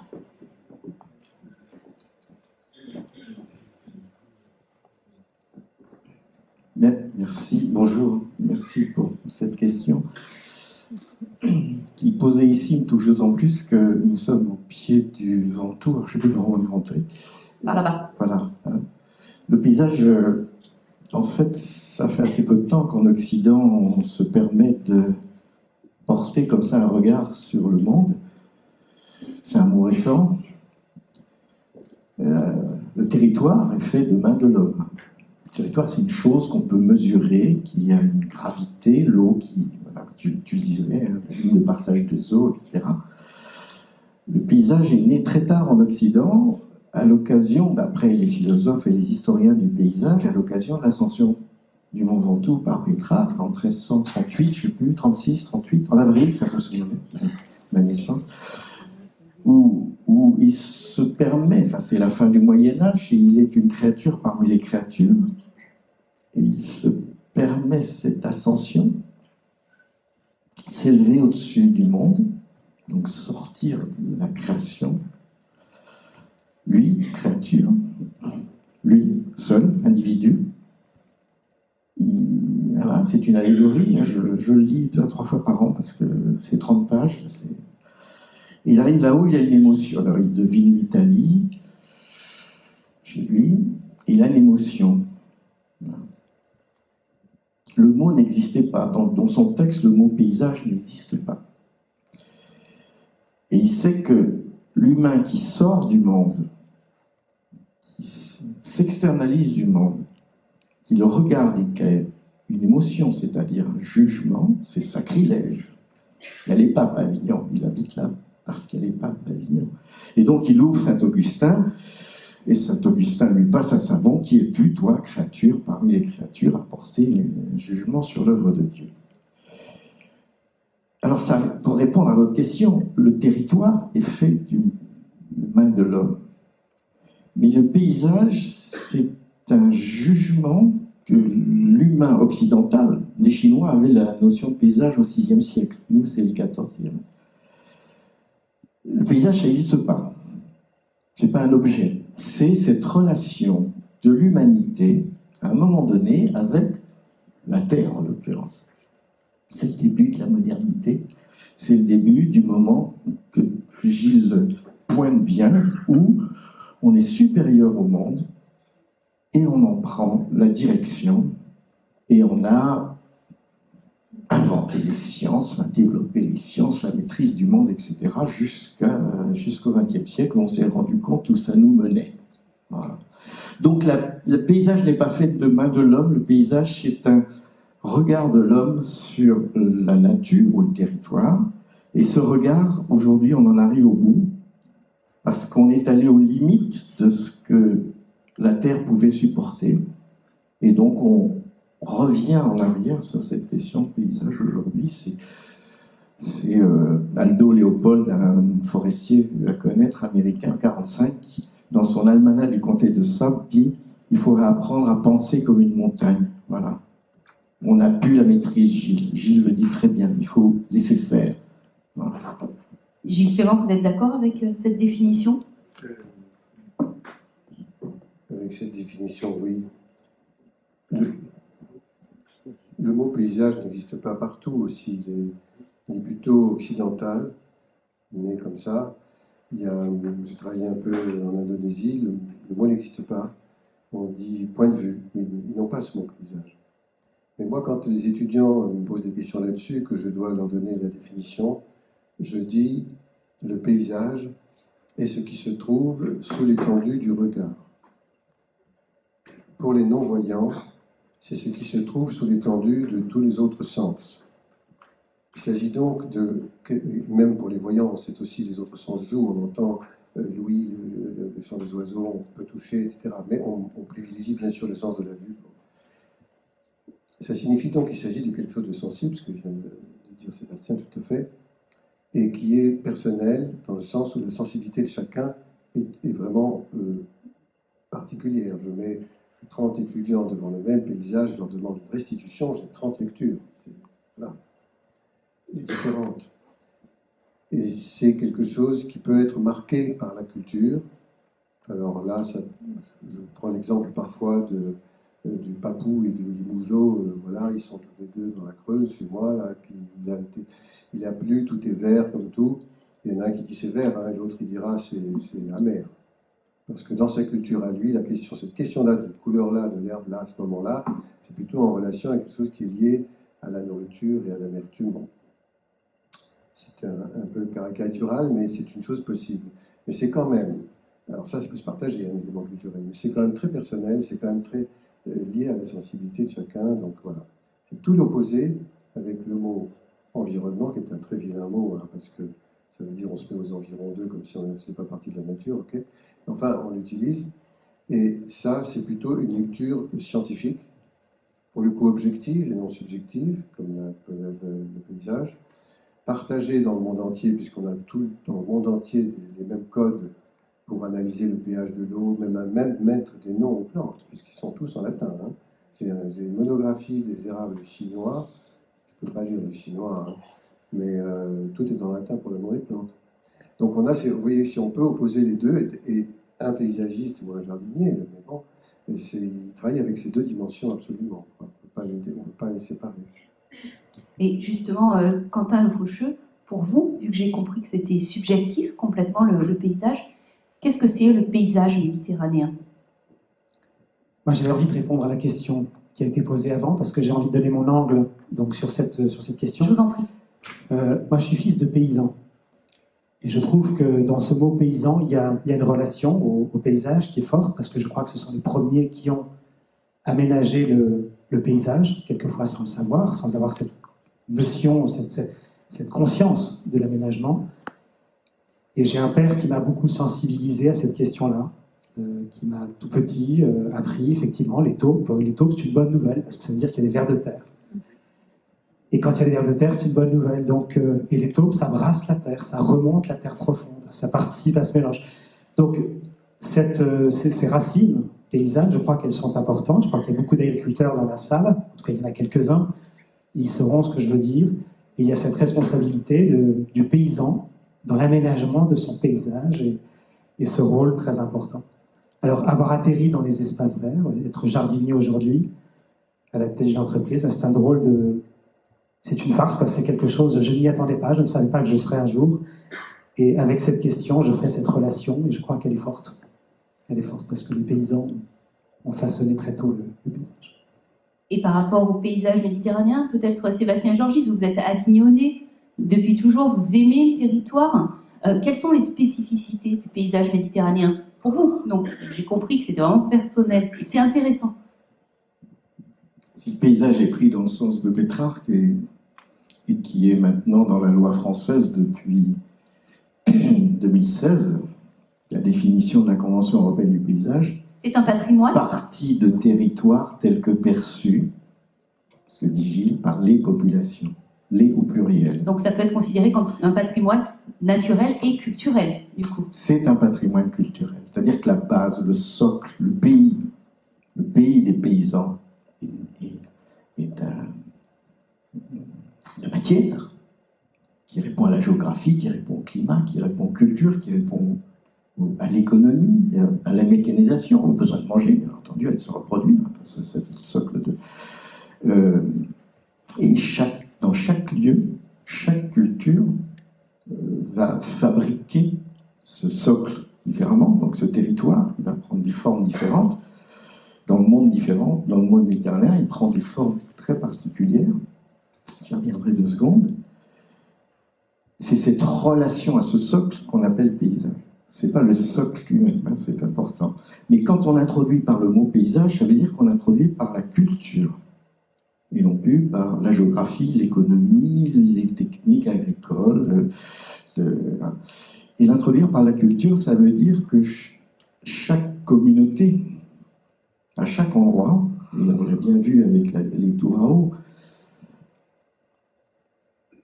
il n'est pas le résultat des analyses scientifiques du climat, de la géologie, comme le dit Gilles. C'est pas une somme de matière scientifique, c'est une culture qui se transmet, qui se développe, qui peut être différente d'un milieu méditerranéen à un autre, et qui a une sorte de ligne continue qui est la Méditerranée.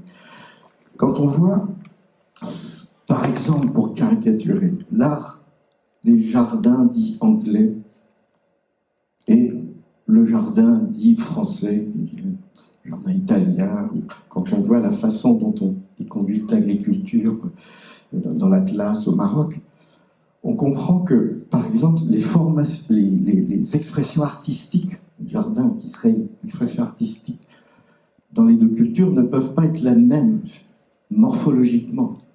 Quand dans le nord de l'Europe, vous êtes obligé de combattre la forêt pour faire des clairières pour pouvoir vivre, et manger et cultiver, et que vous passez votre temps à lutter contre le vivant qui vient tout seul, et quand dans la classe, si vous ne tirez pas de l'eau par des fils avec la gravité, donc des lignes droites pour pouvoir cultiver un peu plus loin que le simple riff, eh bien, vous n'arrivez pas à cultiver. Donc, dans un cas, vous avez le jardin à l'anglaise qui est tout en patatoïde de ces clairières conquises sur la forêt, et le jardin méditerranéen, au contraire, c'est des lignes droites, c'est de la géométrie. Le cadastre romain qu'on voit, enfin notre cadastre d'Orange, enfin les traces qu'on a retrouvées du cadastre romain, c'est de la géométrie très dure parce que c'est des fils d'eau qu'il faut tirer le plus loin possible pour pouvoir cultiver le plus loin possible. Donc l'élément scientifique, le cadre géographique, géologique, etc., donne un socle, mais sur lequel une culture se développe. Et c'est la culture qui donne la forme aux choses. Donc là, cette culture, c'est l'eau. C'est cette eau en Méditerranée qui est indispensable. Là, aujourd'hui, tout le monde s'accorde à dire qu'il y a un changement climatique. Nous pouvons le dire, il y a un réchauffement aussi climatique qui est en cours. L'eau va devenir de plus en plus rare. Comment est-ce que vous adaptez? Donc, est-ce qu'il faut déjà adapter nos jardins? Quand je parle de nos jardins, je parle de nos jardins particuliers, mais aussi les jardins, évidemment, des villes ou les jardins dans les grands aménagements, TGV ou que sais-je. Je sais que vous avez travaillé sur les abords du TGV, la notion de paysage autour du TGV qui descendait à Marseille. Non, je suis loin de tout savoir, mais je sais au moins ça. Du coup, avec cette raréfication de l'eau, est-ce que nous devons aussi adapter nos jardins ou revenir tout simplement, ce que vous disiez, Gilles Clément, à la nature méditerranéenne telle qu'elle était aussi avant qu'on essaie de la dominer? Qui est-ce qui... Quentin Le Faucheux et puis ensuite Gilles Clément. Allez. Pour une fois, je commence. Moi, je pense qu'on a évidemment une responsabilité dans l'aménagement des jardins. Quand un client vient nous demander donc, concevoir un projet, on a une responsabilité devant la question de la gestion de l'eau. Effectivement, on doit... C'est fini l'arrosage à tout va, il faut arrêter ça. On doit sensibiliser nos cibles au fait que l'eau est une ressource rare. Malheureusement, je dirais, on peut parler actuellement, malheureusement, on a le canal de Carpentras ici. Donc tout le monde tente à penser que l'eau est disponible d'une façon illimitée et pas chère. Et je crois que c'est une erreur. Et on a cette responsabilité, quelquefois même, de désobéir. Moi, il m'arrive dans mon entreprise d'intervenir derrière des architectes du paysage qui ont conçu, quoi, ce ne sont pas vous, qui ont conçu des projets qui sont quelquefois complètement absurdes, avec 5000 m² de gazon à Mazan, dans un projet récent, sur lequel on a appris à dire non. Non, c'est pas responsable. C'est pas responsable, ça n'a aucun intérêt, ça n'apporte rien, et on va faire autre chose. Donc effectivement, on a cette responsabilité et ce rôle de sensibiliser sur ce challenge qui est croissant. Et il y a des solutions, la nature a développé des solutions extraordinaires, et là j'ai laissé parler peut-être... Simplement, oui. Qu'est-ce que vous avez proposé à la place du gazon? Et on a proposé des couvre-sols, et on a surtout proposé des prairies sèches, c'est-à-dire des mélanges d'espèces locales, qu'on va accepter de laisser sécher en été et qui redémarreront, comme on l'a vu récemment, avec les pluies et tout s'est remis à verdir. Et c'est pas moche, c'est simplement différent et c'est quelque chose auquel il faut s'habituer. Et puis on met quelques luzernes, on met quelques lotiers qui tiennent plus longtemps, qui restent verts plus longtemps et qui apportent une floraison. Et des insectes qu'on n'avait pas l'habitude de voir dans les gazons. Et on fait de grosses économies en entretien, parce qu'on ne tombe plus. Gilles Clément, vous vouliez ajouter quelque chose? Oui, j'ai 3 points.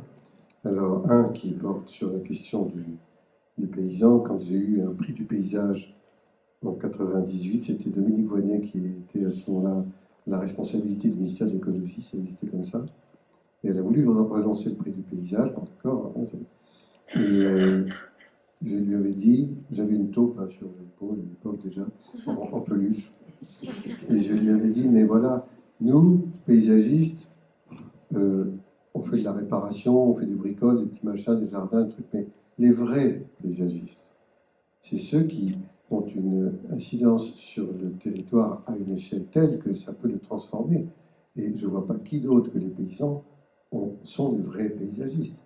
Alors vous devriez donner des prix du paysage, non pas à nous, qui ne faisons rien, ou pas grand-chose, mais à ceux qui ont cette possibilité, ce devoir ou cette volonté.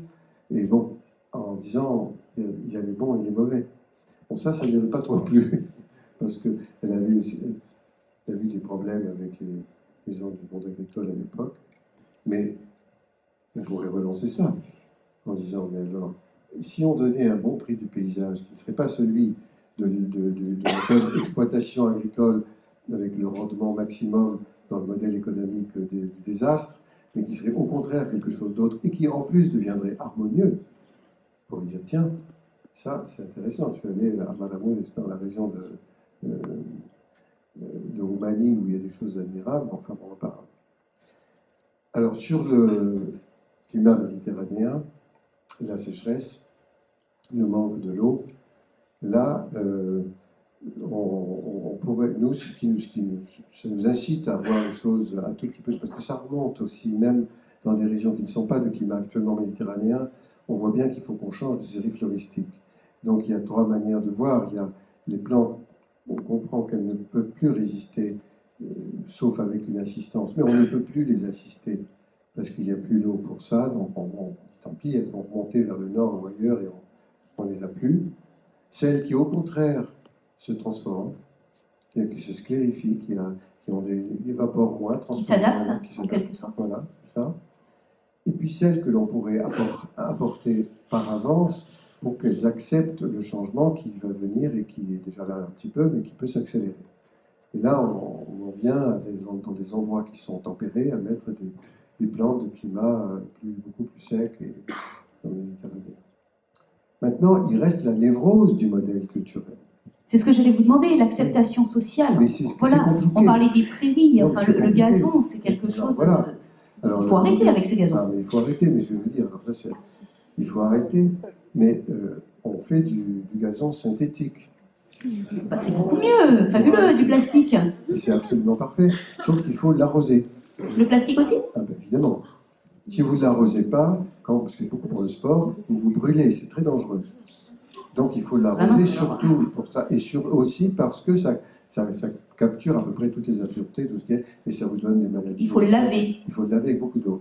Alors il y a 2 ans, au lycée français de Madrid, il y a eu l'inauguration de 1 hectare de gazon en plastique. L'ambassadeur de France était là. Moi, je venais faire un cours, j'étais vraiment embarrassé. Lui aussi. C'était beau de vous avoir à ce moment-là pour inaugurer du gazon en plastique. Moi, je ne l'ai pas inauguré. Moi, je ne faisais pas partie de l'inauguration. Je trouvais que c'était absolument monstrueux. Il n'y a pas d'eau à Madrid.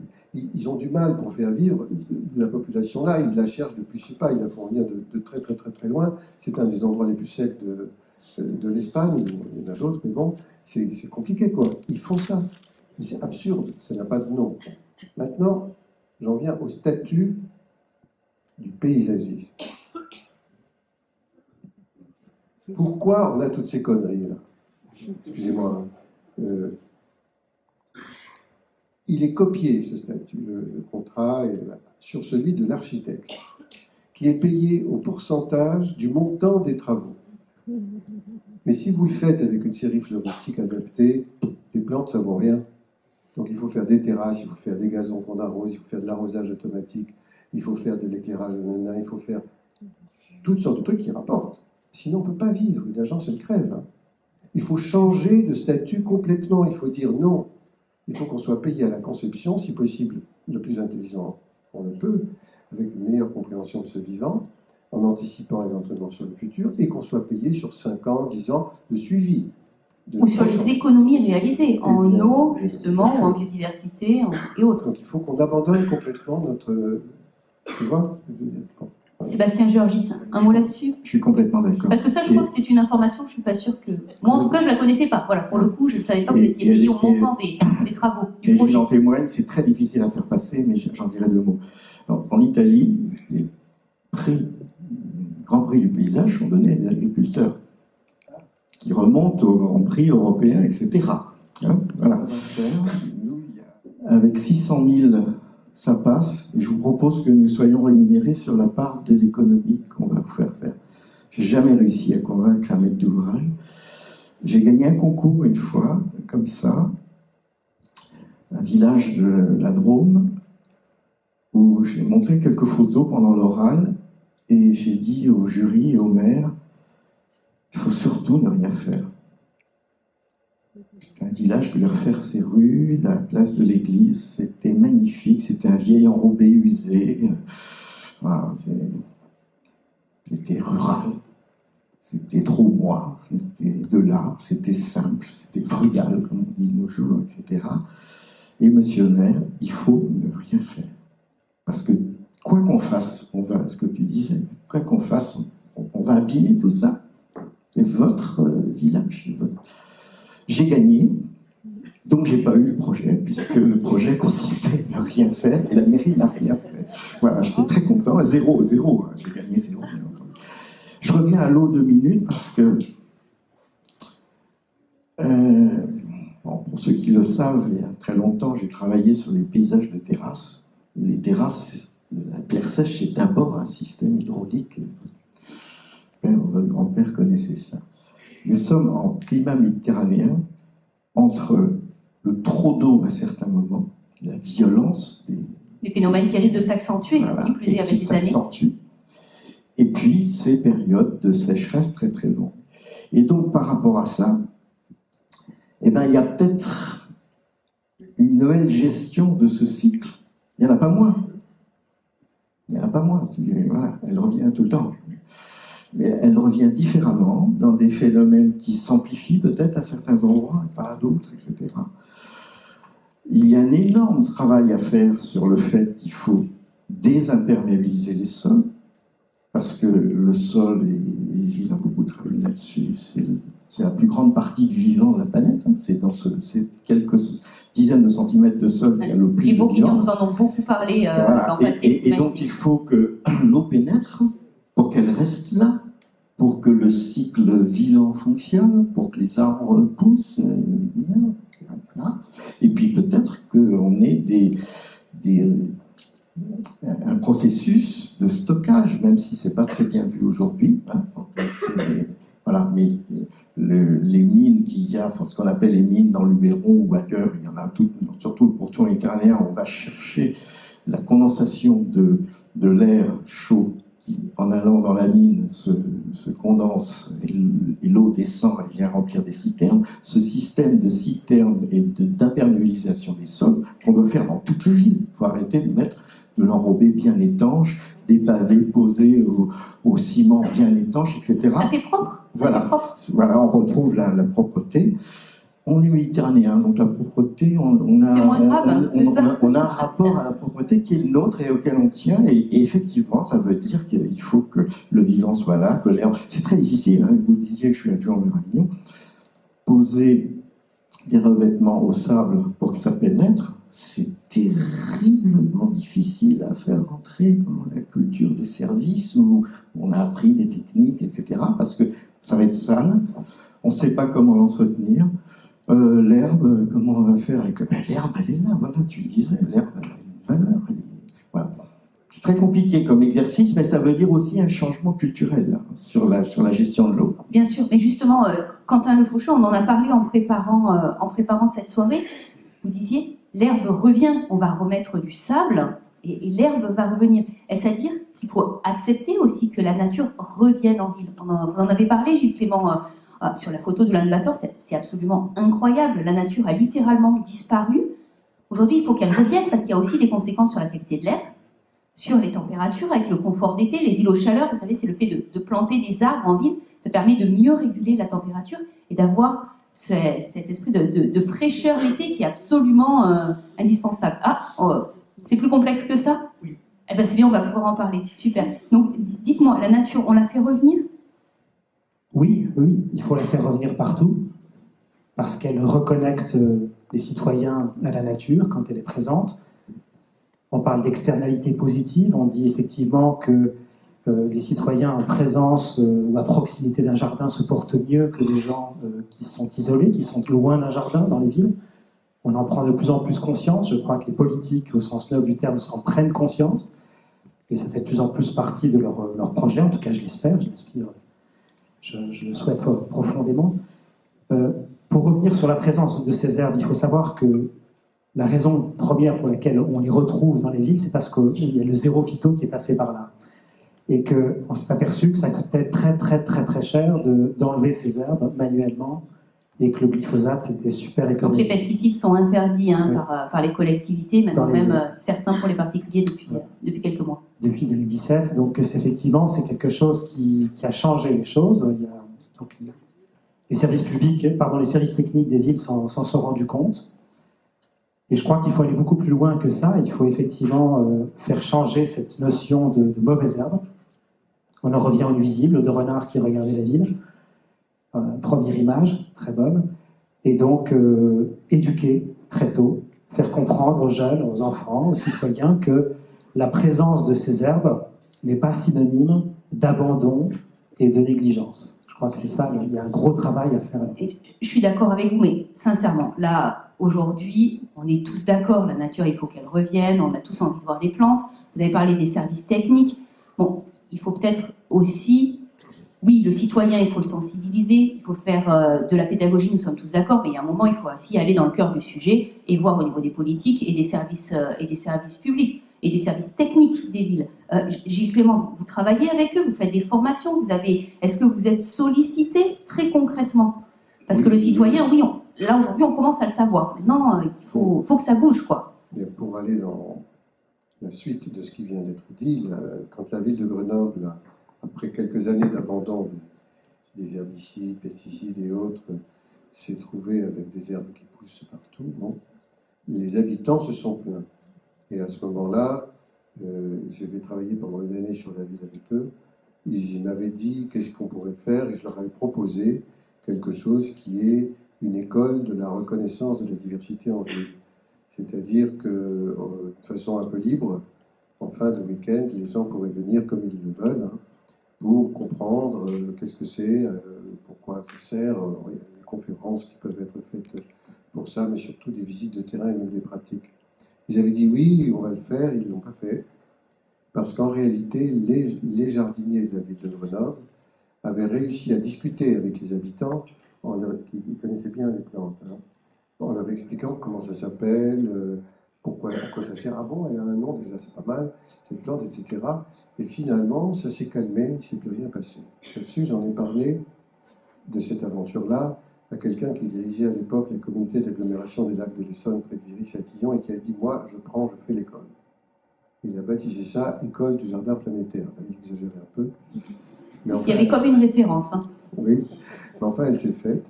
Elle a été, jusqu'à il y a 2 ans, elle est en train de reprendre dans le cadre, cette fois-ci, puisque ça n'existe plus sous cette forme administrative, c'est dans le cadre du Grand Paris Sud. Ils adorent ça, c'est le GPS, enfin bon. Grand Paris Sud, d'accord, et elle va se reconstruire. Mais il y a une deuxième école qui s'est fondée là-dessus, qui s'appelle l'école du jardin planétaire, donc la numéro 2, elle est à l'île de la Réunion, et elle double les prestations parce qu'ils ont trop de demandes. Mais c'est très intéressant. Alors, les gens vont sur le terrain, ils vont dans des endroits sauvages, ils vont dans des jardins, ils ont des conférences, il y a des marchés, il y a de la production, distribution, il y a un peu de tout. C'est assez amusant. Et la troisième vient d'être faite il y a 2 ans, maintenant 3, à Limoges, et elle est diplômante. Ça, je ne m'attendais pas du tout à ça. Je suis un peu obligé de connaître ces trucs parce qu'on m'invite par un, plus ou moins, enfin, c'est compliqué, la réunion. Et là, on va faire une visioconférence entre toutes nos écoles, là, des jardins planétaires, en décembre, pour voir comment les choses évoluent et discuter entre nous. Voilà. Donc ça, c'est à disposition de tout le monde. C'est pas une pédagogie seulement pour les jeunes, comme on a pu le faire cet après-midi dans le collège. Là, c'est vraiment pour tout le monde. Et parce que tout le monde en a besoin et tout le monde en a envie aussi. Et finalement, quand ces choses-là arrivent, au bout d'un petit moment, il n'y a plus de bagarre, il n'y a plus de discussion, et il n'y a plus de gens qui disent « Mais enfin, où vont nos impôts, c'est pas propre ».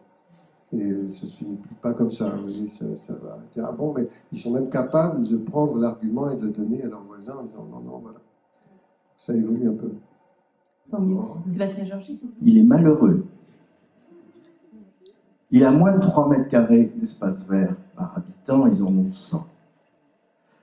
À Naples, tu as des livres sur tel jour de l'année, à telle heure, je passe à tel endroit parce que je serai à l'ombre, etc., etc.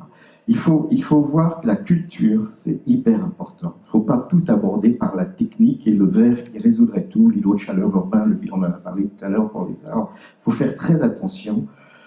Le confort thermique, en 2003, la canicule, il y a eu beaucoup moins de morts chez nous, il a fait plus chaud. Il y a eu beaucoup moins de morts chez nous que dans d'autres régions. Pourquoi? Parce que nous avons une culture de la chaleur, parce que nous avons une architecture urbaine des climats chauds, parce que nous avons des matériaux qui stockent l'inertie thermique. Alors effectivement, s'il y a le RT 2012 qui t'oblige à faire l'isolation intérieure de ta maison, ça ne marche plus, le confort thermique d'été. Hein. Si tu remplis ta cour où il y avait des plantes avec les rues très ensoleillées, sans plantes, et les jardins, quand vous regardez une photo aérienne d'Avignon, c'est très minéral dans les rues, et les cœurs d'îlots sont plantés. Et pourquoi? Parce qu'il faut que l'air circule. Et comment il circule?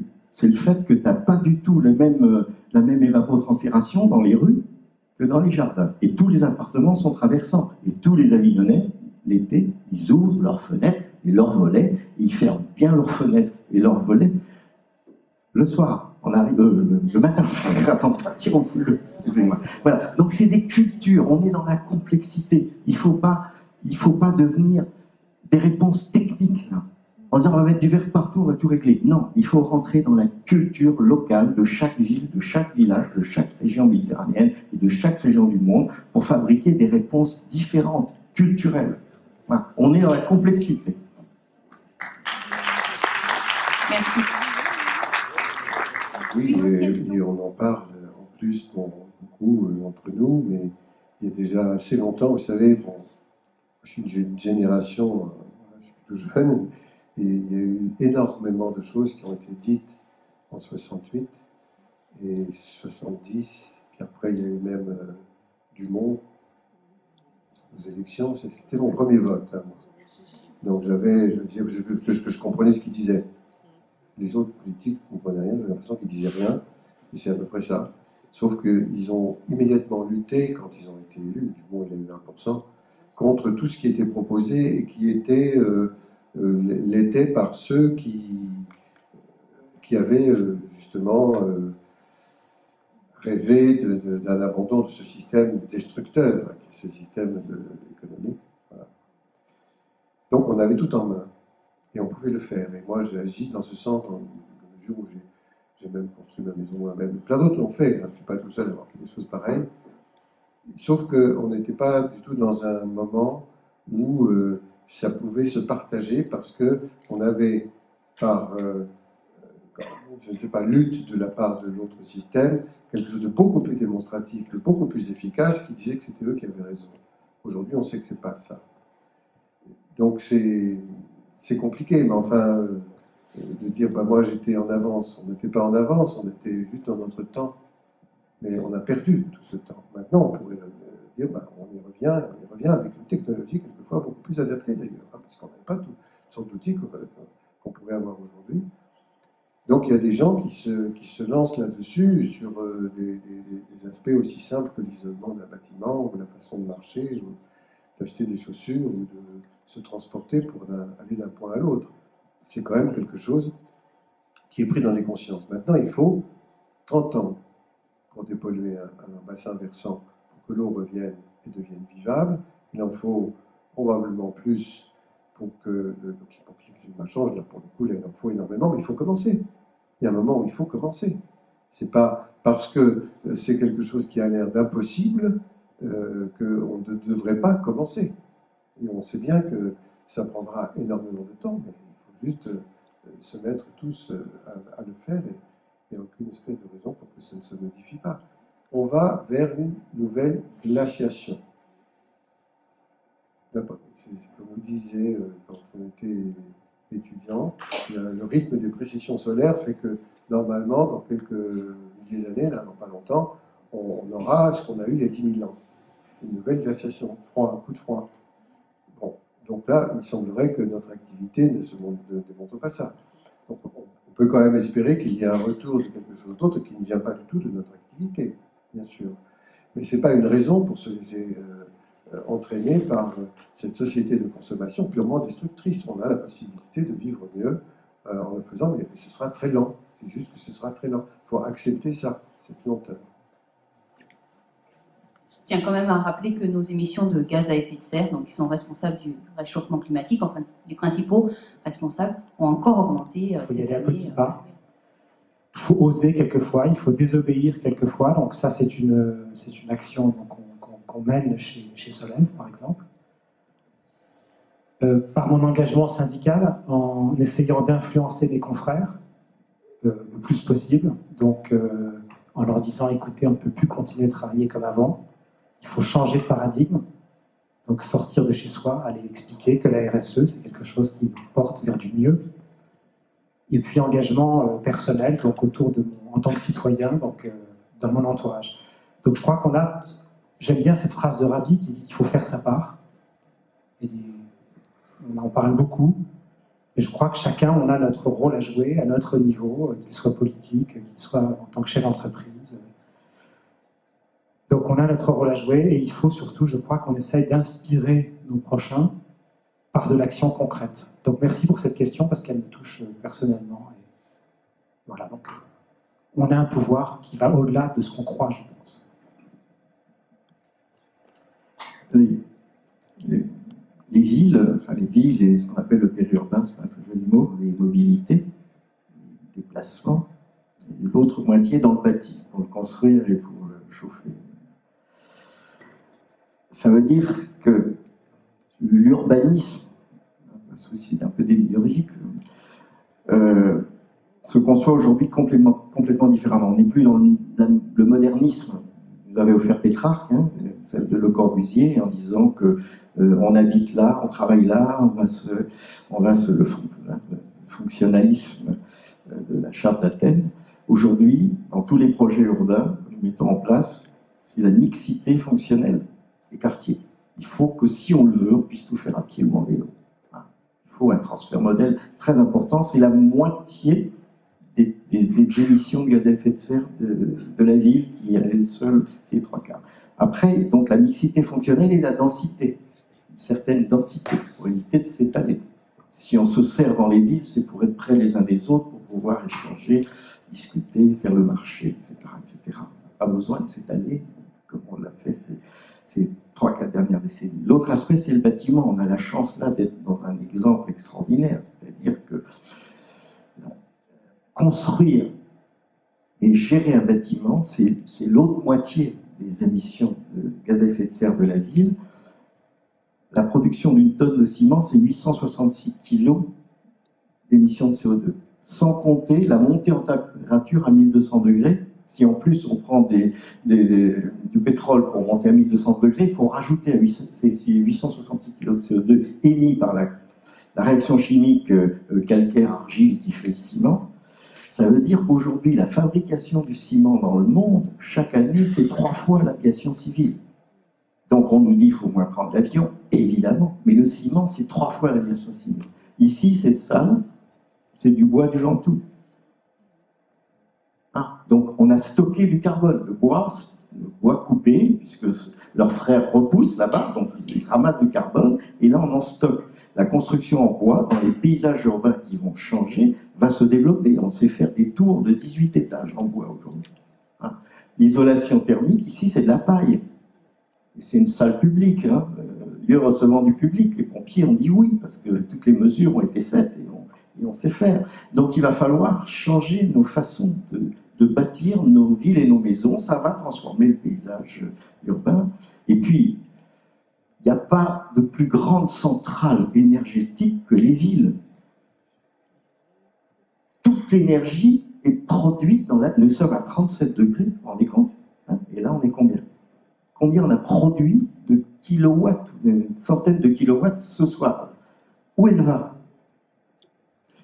C'est milliards de mètres carrés de façades et de toitures. C'est des milliards de mètres carrés de capteurs potentiels. Le métro, vous avez vu la chaleur du métro, nos égouts, toute l'énergie qu'il y a. Voilà, on a toute l'énergie dont nous avons besoin en ville aujourd'hui. et on la fout dehors avec des ventilations, des ventilateurs, etc., au lieu de la récupérer, de la stocker, etc. Voilà. Donc je pense que ça va changer complètement nos façons de concevoir la ville, de concevoir le vivre ensemble, de concevoir notre architecture, parce que l'énergie, elle est là. On l'a sous la main. Et puis peut-être un autre regard sur l'évolution des paysages. Je crois beaucoup à l'intervention des artistes dans nos façons de voir l'avenir, et je pense que des landes artistes sur des éoliennes et sur des champs photovoltaïques pour donner une valeur à des choses qui vont peut-être nous aider à passer ce cap difficile des quelques siècles qui nous attendent, comme on donne de la valeur à la mauvaise herbe par le mot latin, ben peut-être que c'est une solution, comme les peintres romantiques ont donné la valeur aux ruines du Pont du Gard, qui était une carrière de pierre, avant que les peintres romantiques disent « regardez comme c'est beau ». On se glorifie à ce propos-là, c'est honteux, quoi. On n'arrête pas de nous dire des bêtises, moi ça m'énerve énormément. À quelle distance voulez-vous être tué? 5 mètres ou 10 mètres? Ça va quand on nous prend pour des cons, et c'est comme ça tout le temps, donc ça ne peut venir que de nous, hein. Ça ne viendra pas de là-haut.